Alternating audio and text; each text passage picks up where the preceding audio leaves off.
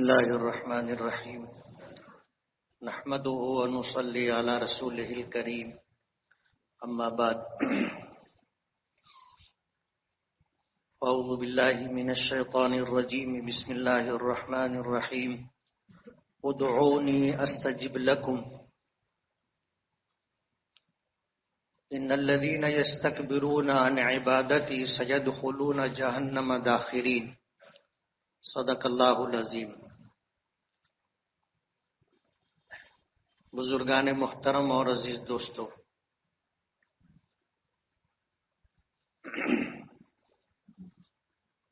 نبی کریم صلی اللہ علیہ وسلم کا ارشاد مبارک ہے کہ الدعاء مخ العبادہ، کہ دعا عبادت کا مغز ہے۔ دعا کے مطلب معنی ہے کہ اللہ سے مانگنا۔ اللہ ہماری عبادتوں کا محتاج نہیں۔ اللہ نے کائنات میں جتنی مخلوقات پیدا فرمائی ہیں وہ تمام کی تمام مخلوقات اللہ کی عبادت گزار ہیں۔ بہت مشہور بات ہے، سنا ہوگا آپ نے کہ جب کوئی جانور اللہ کی عبادت چھوڑ دیتا ہے تو وہ اس کی زندگی کا آخری وقت ہوتا ہے۔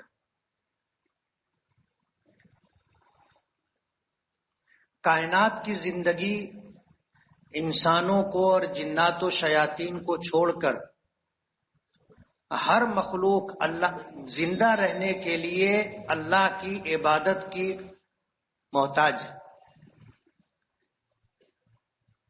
جس دن مچھلی اللہ کی عبادت، اللہ کا ذکر چھوڑ دیتی ہے، شکار ہو جاتی۔ درخت اللہ کا ذکر کرنا چھوڑ دے، اسے کاٹ دیا جاتا ہے۔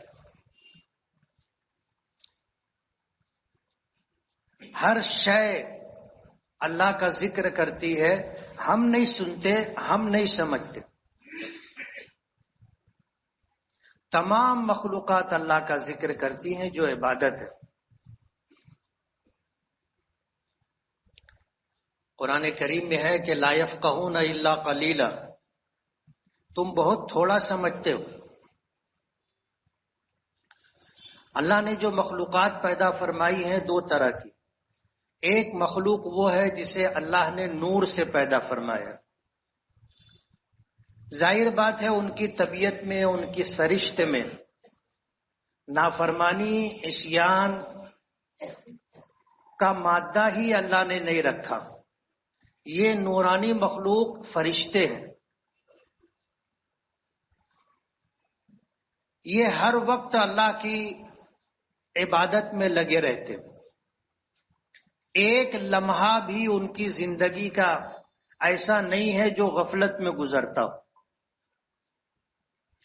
دوسری مخلوق اللہ نے جو پیدا فرمائی ہے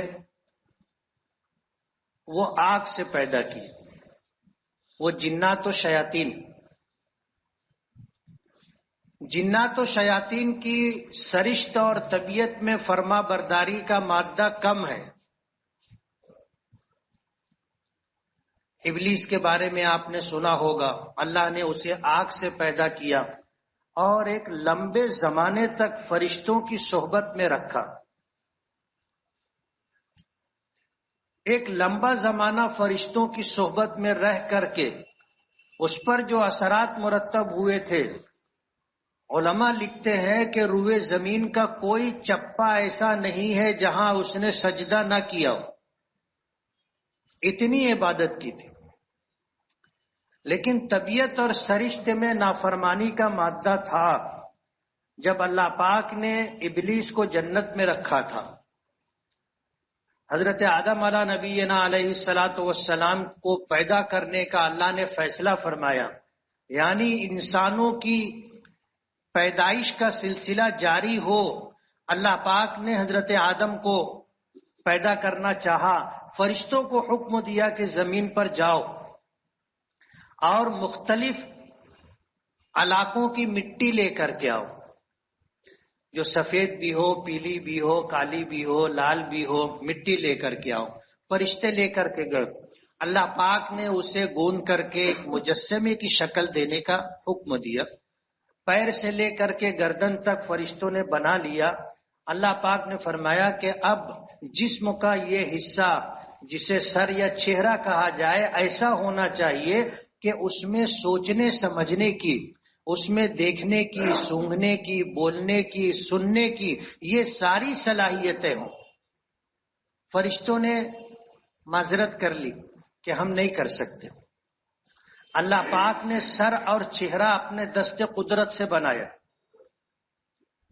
اسی لیے نبی کریم صلی اللہ علیہ وسلم نے ہمیں یہ نصیحت فرمائی ہے کہ بڑی سے بڑی بات ہو جائے، جھگڑا ہو تو سر اور چہرے پر نہیں مارنا چاہیے. جسم کا یہ حصہ اللہ نے اپنے دست قدرت سے بنایا ہے. اللہ نے سر اور چہرہ بنایا اور پھر روح پھونک دی. آدم علیہ الصلوۃ والسلام ہماری طرح زندہ ہو گئے. اللہ پاک نے حکم دیا کہ اسجدوا لآدم، فرشتوں کو حکم ملا کہ آدم کو سجدہ کرو.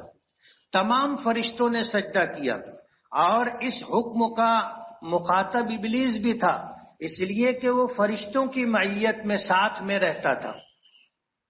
اس نے سجدہ نہیں کیا،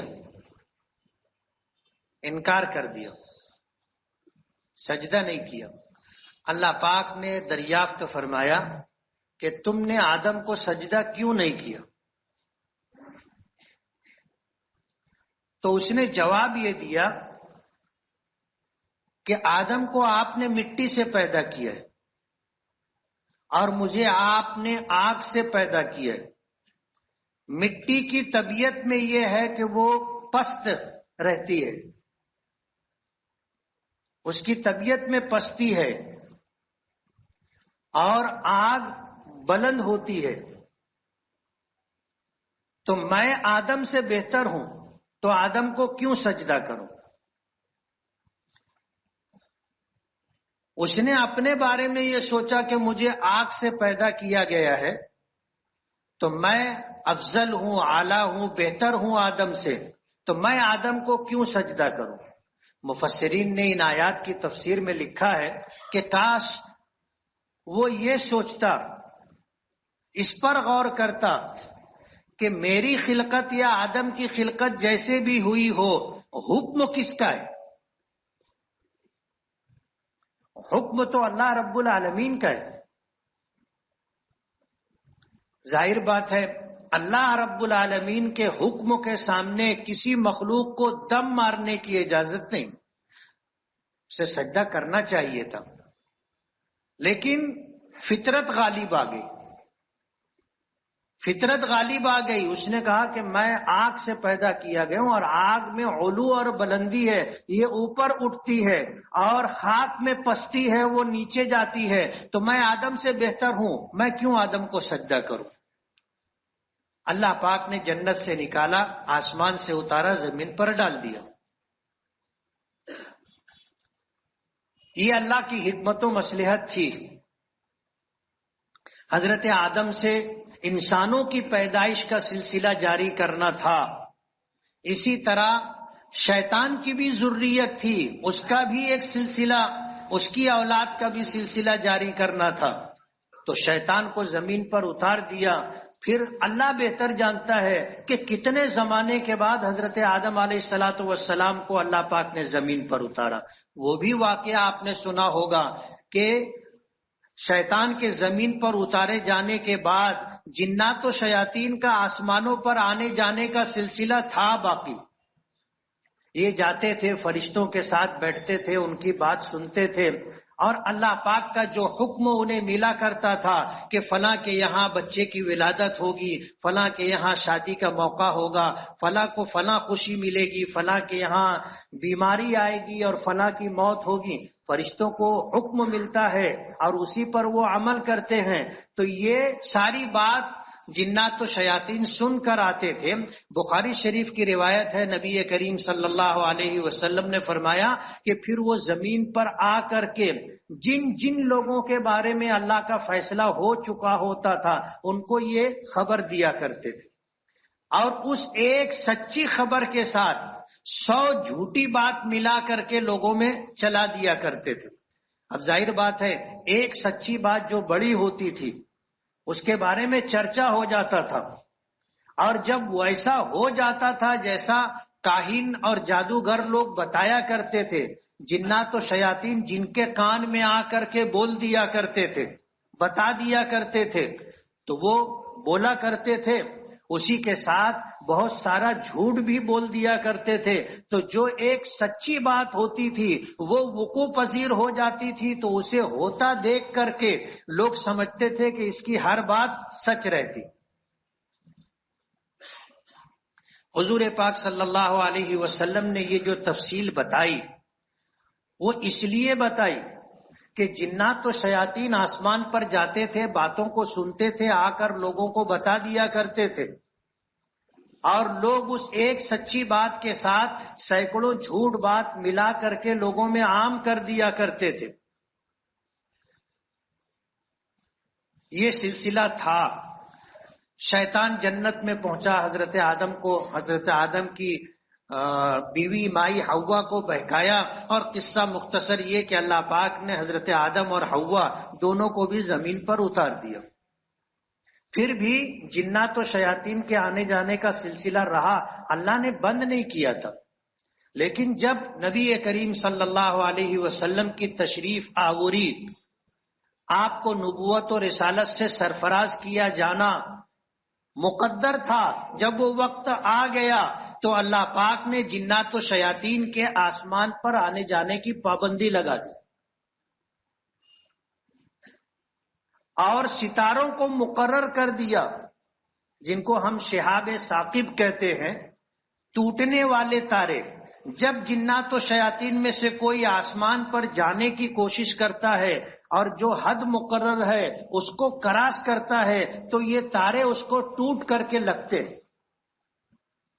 یا تو وہ جل کر خاک ہو جاتا ہے، یا پھر زخمی ہو کر وہ زمین پر گرتا ہے، اور دیوانہ وہ پاگل بن کر کے جنگلوں میں بھٹکتا رہتا ہے، جس کو غول بیابانی کہتے ہیں۔ کبھی جنگلوں میں لوگ جاتے ہیں اور ایسی کوئی زخمی جنات و شیاطین میں سے کوئی مل جاتا ہے تو وہ ان کو جنگلوں میں بھٹکاتا ہے۔ اللہ کا ایک نظام ہے، نہ جانے کتنی ایسی چیزیں ہیں جن کا علم انسانوں کو نہیں ہے۔ ہمیں تو وہی معلوم ہے جو اللہ کے کتاب کے ذریعے ہمیں مل گیا، یا نبی کریم صلی اللہ علیہ وسلم کے ذریعے ہمیں اس بات کی خبر ہو گئی، ہم اتنا ہی جانتے ہیں۔ باقی اس کائنات میں جو اللہ کے عجیب و غریب معاملات ہیں، اللہ کے فیصلے، اللہ کی حکمتیں اور مصلحتیں اللہ بہتر جانتا ہے۔ تو شیطان کو اللہ پاک نے آگ سے پیدا کیا، انسانوں سے پہلے زمین پر وہ آباد تھے، جب اللہ نے حضرت آدم کو زمین پر اتارا تو جنات و شیاطین کو بستیوں سے نکال دیا گیا۔ اب یہ بستیوں میں نہیں رہتے، یہ خاموش مقامات پر، جنگلات میں، پہاڑوں پر رہتے۔ شام ہوتی ہے تو بستیوں کا رخ کرتے۔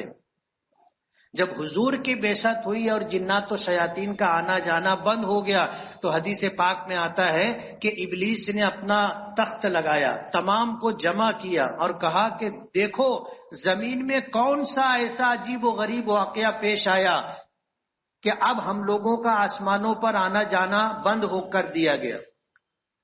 تو جنوں کے 2-3 وفد، جنوں کے جتنے وفد تھے روئے زمین پر گھومتے رہے۔ ایک وفد ایسا بھی تھا جو مکۃ المکرمہ کے آس پاس سے گزر رہا تھا۔ وہ وقت تھا جب نبی کریم صلی اللہ علیہ وسلم کی بعثت ہو چکی تھی۔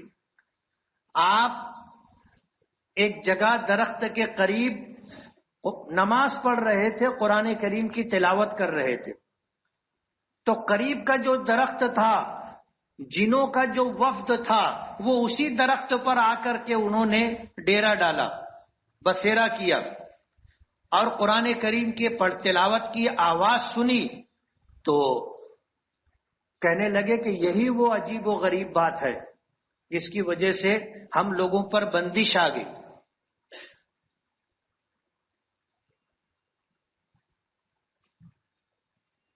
اس بات کی خبر بھی خود نبی کریم صلی اللہ علیہ وسلم نے دی۔ پھر جنوں میں سے لوگ جن کے حصے میں سعادت لکھی تھی انہوں نے آ کر کے ایمان قبول کر لیا۔ تو جس طرح مسلمانوں میں اللہ کو ماننے والے نہ ماننے والے دونوں طرح کے لوگ ہیں، اسی طرح جنات و شیاطین میں بھی۔ تیسری مخلوق جسے اللہ پاک نے مٹی سے پیدا کیا وہ فرشتوں کو اور جنات و شیاطین کو چھوڑ کر جتنی مخلوقات ہیں سب کو اللہ نے مٹی سے بنایا، ان میں انسان بھی، ان میں ہم انسان بھی۔ اب ظاہر بات ہے اللہ نے ہمیں مٹی سے بنایا تو ہماری ساری ضرورتیں بھی مٹی سے وابستہ ہیں، اور ہمارے جسمانی تمام تر تقاضے اللہ پاک مٹی سے ہی پوری کرتا ہے۔ ہماری ضرورت کی ہر چیز ہمیں مٹی سے ملتی ہے۔ مکان بنانا ہو تو مٹی سے، پتھر سے، لوہے سے، سیمنٹ سے، یہ سب زمین سے ہمیں ملتی۔ لباس بنانا ہو تو وہ سب ہمیں زمین سے ملتا ہے۔ کھانا پینا ہو تو وہ سب کچھ ہم کو زمین سے ملتا ہے۔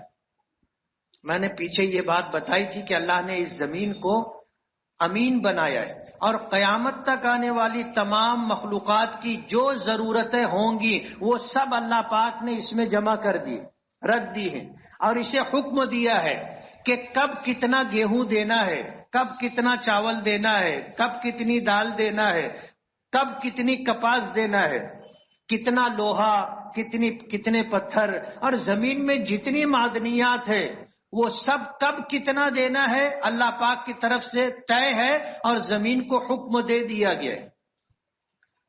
وقت مقررہ پر ہمیں یہ چیزیں اتنی مقدار میں مل جاتی، یہ اللہ کی ربوبیت ہے۔ رب کے معنی پالنے والا، اللہ پوری کائنات کا رب ہے، اور پوری کائنات کی تمام تر مخلوقات کی ضروریات اللہ پوری کرتے، اور وہ مٹی سے ہی پوری ہوتی۔ یہ زمین قیامت تک ہم کو دیتی رہے گی، کبھی ختم نہیں ہوگا، کبھی ختم نہیں ہوگا۔ اللہ نے یہ انتظام کر رکھا ہے، یہ اللہ کی ربوبیت ہے۔ کوئی رہے نہ رہے، کوئی دیوے نہ دیوے، کوئی کرے نہ کرے، ضرورت کون پوری کرتا ہے؟ اور پہلے سے اللہ نے اس کا انتظام کر رکھا ہے، پہلے سے انتظام ہے، یہ اس کی ربوبیت ہے۔ ہم اپنے مقدر سے زیادہ ایک دانہ بھی زمین سے نہیں لے سکتے۔ آج تم زمین کھود لو، 100 فٹ چلے جاؤ، 200 فٹ چلے جاؤ، نہ گیہوں کا ایک دانہ ملے گا اور نہ چاول کا کوئی دانہ ملے گا، لیکن ہے سب کچھ زمین میں، اور ہم کو دکھتا بھی ہے نا۔ ہم زمین میں ہل چلاتے ہیں، بیج ڈالتے ہیں، ایک بیج کے بدلے میں زمین کتنا بیج دیتی، واپس دیتی ہے ہم کو۔ یہ اللہ کی ربوبیت ہے۔ زمین کو اللہ نے امین بنایا، اللہ نے ہم کو مٹی سے بنایا، ہمارے تمام تر تقاضے مٹی سے ہی وابستہ ہے۔ اسی لیے ہم کو کہاں رہنا چاہیے؟ ہوا میں نہیں رہنا چاہیے، ہوا میں نہیں رہنا چاہیے، ہمیں اپنی اوقات یاد رہنا چاہیے۔ ہماری اوقات کیا ہے؟ اللہ نے ہمیں مٹی سے بنایا، ہماری ساری ضرورت کہاں سے پوری ہوتی؟ مٹی سے پوری ہوتی ہے۔ تو ہماری طبیعت میں بھی انکساری، عاجزی ہونی چاہیے، تواضع ہونا چاہیے۔ اور ظاہر بات ہے جب آدمی اپنی اوقات یاد رکھتا ہے تو ٹھکانے پر رہتا ہے، اور ٹھکانے پہ رہنے کا مطلب یہ ہے کہ پھر وہ مطمئن ہوتا ہے، پریشان نہیں ہوتا، اور ساری ضرورت اس کی پوری ہوتی رہتی۔ اللہ نے تمام تر مخلوقات میں پھر کچھ کو اللہ نے مکلف بنایا، وہ انسان اور جنات و شیاطین ہیں جنہیں اللہ نے مکلف بنایا، اور انبیاء کرام علیہم الصلاۃ والسلام تشریف لائے، وہ ہمارے لیے تشریف لائے، انہوں نے ہمیں زندگی گزارنے کا طریقہ بتایا، کہ ہمارا رب جس نے اللہ نے ہمیں پیدا کیا، پوری کائنات کو پیدا کیا، وہ کیسے راضی ہوگا، کیسے خوش ہوگا۔ انبیاء کرام علیہم الصلاۃ والسلام کے ذریعے اللہ پاک نے ہمیں یہ بتا دیا ہے، ہمیں بتا دیا، اور ہمیں جو شریعت اور دین اللہ نے عطا کیا یہ ہر اعتبار سے کامل و مکمل ہے۔ کچھ بھی کرنے کے لیے ہم اندھیرے میں نہیں ہیں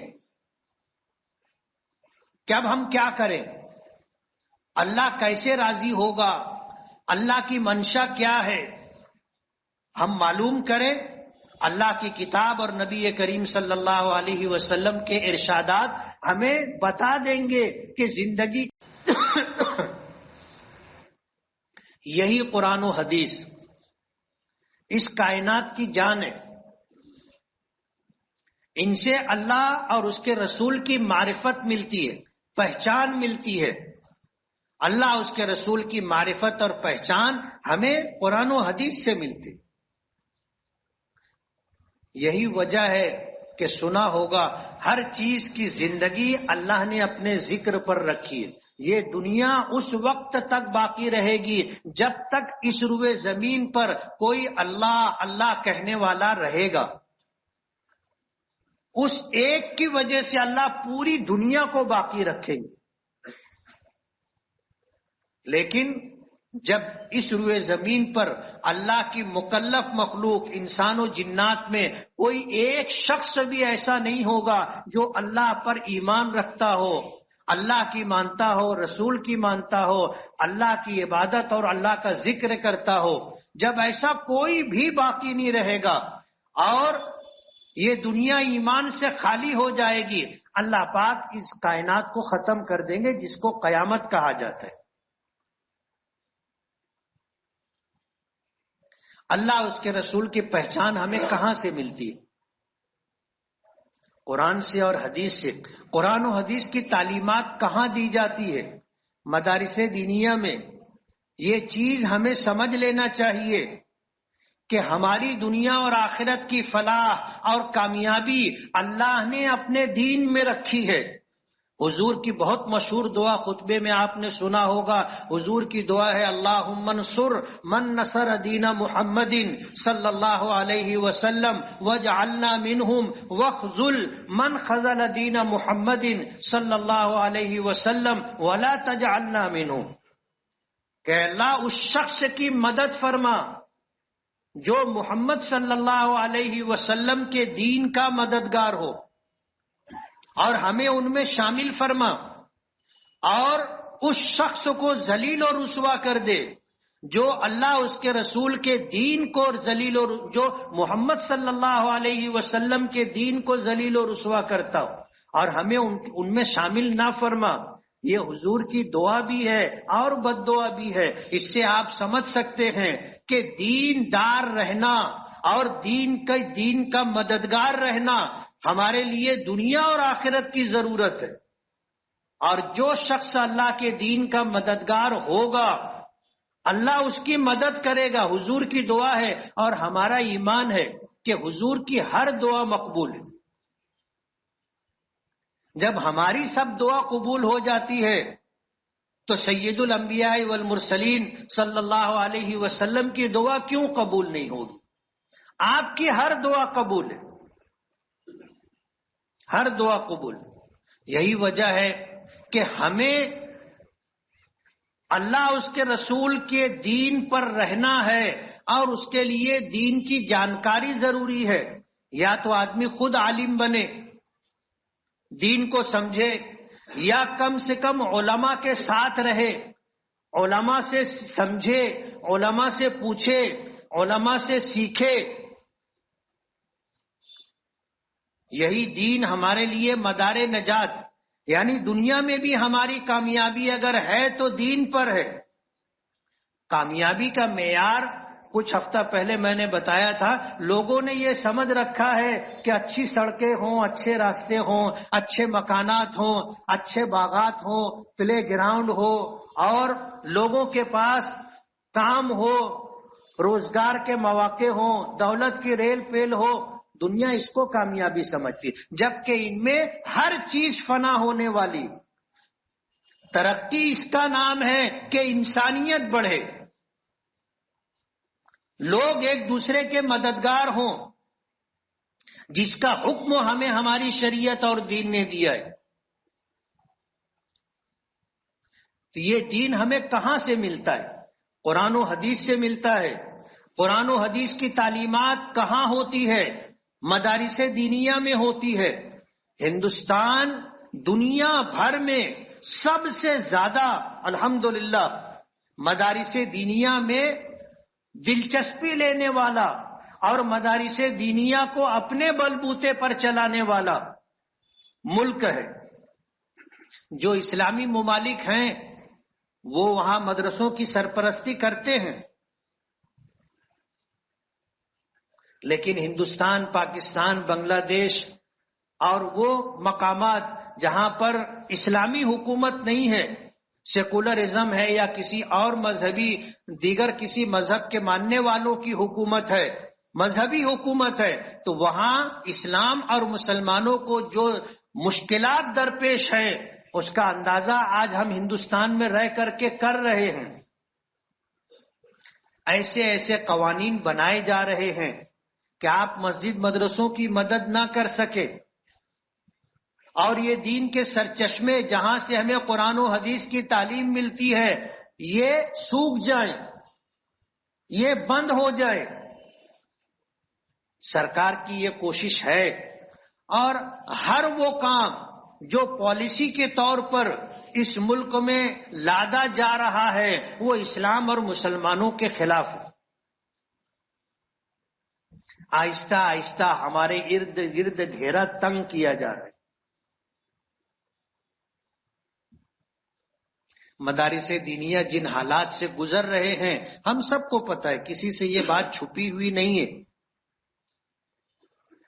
ہم اگر یہ چاہتے ہیں کہ ہم دیندار رہیں، ہم اگر یہ چاہتے ہیں کہ ہماری آنے والی نسلیں دیندار رہیں، تو یہ سب کچھ ہمیں مدرسوں سے ملے گا، مدرسے رہیں گے تو ملے گا، ورنہ آج کوئی ڈاکٹر ہو وہ ہم کو مسئلہ نہیں بتا سکتا، انجینئر ہو وہ مسئلہ نہیں بتا سکتا، قرآن کریم کا ترجمہ نہیں کر سکتا، اللہ اس کے رسول کی منشا اور مرضی نہیں بتا سکتا۔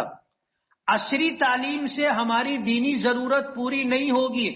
آپ اندازہ کرو، ایک واقعہ سنا ہوگا آپ نے بھی کہ ایک شخص کا انتقال ہوا، اس کا بیٹا جو تھا بہت قابل شخص تھا اور بہت بڑی سرکاری پوسٹ پر تھا، رو رہا تھا اور مسلسل رو رہا تھا۔ لوگوں نے بہت سمجھایا، سمجھ میں نہیں آ رہا تھا، تسلی نہیں ہو رہی تھی۔ ظاہر بات ہے کہ آدمی ایک حد تک سمجھاتا ہے، اس کے بعد آدمی بولتا ہے جان دو اس کو، روتا ہے رونے دو، چھوڑ دو اس کو اس کے حال پر۔ جب اس کو اس کے حال پر چھوڑ دیا جاتا ہے تو پھر ایک آدھ دو اور بھی ہوتے ہیں جو اس سے پوچھتے ہیں کہ کاہیں اتنا رو رہے، کس کے یہاں میت نہیں ہوتی اور کس کے ماں باپ نہیں مرتے؟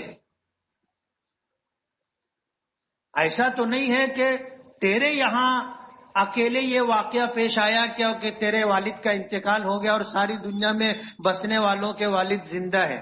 تسلی دینے کا ایک انداز یہ بھی ہوتا ہے اور آدمی کو سمجھ میں آتا ہے۔ تو اس نے جواب دیا کہ میں اس لیے نہیں رو رہا کہ میرے والد مر گئے۔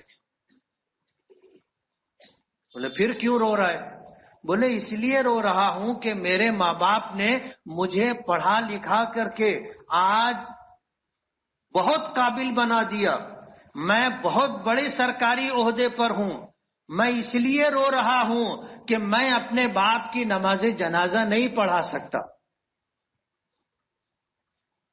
مجھے اتنا بھی علم نہیں ہے کہ میں اپنے باپ کی نماز جنازہ پڑھا لوں۔ آپ دیکھو بہت بڑے بڑے لوگ ہوتے ہیں، دنیاوی تعلیمات کی ڈگری لگی ہوتی ہے ان کے پاس، لیکن نہ وہ بیٹی کا نکاح پڑھا پاتے اور نہ باپ کی نماز جنازہ۔ اس نے کہا کہ میں اس لیے رو رہا ہوں کہ بہت پڑھا میں نے، لیکن کیا اپنے باپ کی نماز جنازہ بھی نہیں پڑھا سکتا۔ یہ سب کچھ ہمیں مدرسوں سے ملتا ہے۔ آپ دیکھو کسی کے یہاں میت ہوتی ہے، اس کے بچوں میں یا اس کے گھر میں اگر کوئی حافظ قرآن ہوتا ہے، کوئی عالم دین ہوتا ہے، تو لوگ مسجد کے امام سے کہتے ہیں کہ یہ بچہ حافظ ہے، یہ نماز پڑھائے. برابر ہے؟ گھر میں ایک تو نماز پڑھانے والا آیا تو یہ دین زندہ ہے تو مدارس دینیہ کی وجہ سے. اسلام کو سمجھنے والے، اسلام اور مسلمانوں کے دشمن پوری تیاری کے ساتھ ہیں کہ ان مدارس کو ختم کرنا ہے. جہاں جہاں بے دینی کا انقلاب آیا ہے وہاں پر مدارس کو بے فیض کیا گیا، مدارس کو بند کرنے کی کوشش کی گئی، اور جہاں کامیاب ہو گئے وہاں پر مسلمان رہے نہیں. ہم کو تھوڑی معلومات، آج اگر مدرسے بند ہو گئے تو ہم کو جو معلومات ہے وہ ہم تک رہے گی. ہمارے بعد جو ہمارے بچے آئیں گے ان کا دامن خالی ہوگا، ان کی جو اولاد آئے گی وہ مسلمان بھی نہیں رہے گی. تو مدارس دینیہ کو بے فیض کرنے کے لیے، مدارس دینیہ کو بند کرنے کے لیے جو سازشیں، کوششیں کی جا رہی ہیں وہ دو طرح کی. ایک تو یہ کہ سرکار نے مدرسہ دینی بورڈ بنا کر کے مدرسوں کو بے فیض کرنے کا پروگرام بنایا. کچھ مدرسوں کے اساتذہ کو تنخواہ دی جاتی ہے اور ان کے اوپر سرکار کا حکم چلتا ہے کہ یہ پڑھانے کا، یہ نہیں پڑھانے کا. اسی لیے ہمارے اکابرین اور بزرگوں نے مدارس قائم کیے، سرکار سے گران نہیں لی، لوگوں کے چندے پر مدرسہ چلنا ہے. اور الحمدللہ ثم الحمدللہ چلتا ہے ادارہ. دارالعلوم دیوبند کی بنیاد کیوں رکھی گئی تھی؟ آج دارالعلوم دیوبند کی پچھلے 2 مہینہ پہلے میں گیا تھا، 38 کروڑ روپیہ سالانہ بجٹ ہے. کون پورا کرتا ہے؟ اللہ پاک پورا کرتے ہیں. ذریعہ سبب کون ہے؟ ہم اور آپ ہیں. جو 10 20 100 50 ہزار 10,000 5,000 ہم اپنی زکوٰۃ کا پیسہ دیتے ہیں، ہم عطیات و صدقات دیتے ہیں، مدرسے اسی سے چلتے. ابھی یہ لاک ڈاؤن کی وجہ سے اور پھر بقرعید کے موقع پر گاؤں ونش کے قانون کی وجہ سے آج جو صورتحال ہے وہ مدارس کو پہنچنے والے چندے میں بہت بڑی رکاوٹ اور سبب بن گیا. آج مدرسوں کا چندہ ہو نہیں سکا جیسا ہوتا تھا. حالات بھی ہمارے اچھے نہیں تھے، لوگ ایسے حالات میں تھے. ہم سے مسئلہ پوچھتے ہیں تو ہم کو معلوم ہے کہ زکوٰۃ فرض ہے، زکوٰۃ دینے کے لیے پیسہ نہیں ہے، کیا کسی سے ادھار لے کر کے زکوٰۃ دے سکتے ہیں؟ میں نے کہا کہ دے سکتے. لوگوں نے ادھار لے کر کے زکوٰۃ دی ہے، اور ظاہر بات ہے کہ یہ ساری زکوٰۃ جو ہے وہ ریلیف وغیرہ میں، لوگوں کے کھانے میں، گزر اوقات میں لوگوں نے دے دی. مدارس کو چندے پہنچے نہیں ہیں. اللہ جزائے خیر دے ہمارے مسجد کے ذمہ داران کو. ہماری جامع مسجد کے ٹرسٹیان اور ذمہ داران نے یہ طے کیا ہے کہ مہینے کا 1 ہفتہ جو مالیگاؤں کے بڑے بڑے مدارس ہیں ان کو چندے کے لیے دیا جائے گا. آج کا یہ جمعہ جو ہے دارالعلوم محمدیہ کے اساتذہ کرام چندے کے لیے آئے ہوئے ہیں. وہ دروازوں پر آپ کی جو ہے آپ کے تعاون کے منتظر ہوں گے. آپ کو ان کا تعاون کرنا ہے اور بڑھ چڑھ کر کے کرنا ہے کہ اگر کوئی ہمارے مدرسوں کو بند کرنا چاہتا ہے تو ہم بند نہیں ہونے دیں. اگر ہم مدرسوں کو زکوٰۃ دیتے تھے نہیں دے سکے، وہ جب بھی آئے، رمضان میں نہیں آ سکے تھے، ابھی آ گئے، آپ دو. سفرا آ رہے ہیں ہمارے بیرون شہر سے، دوسری ریاستوں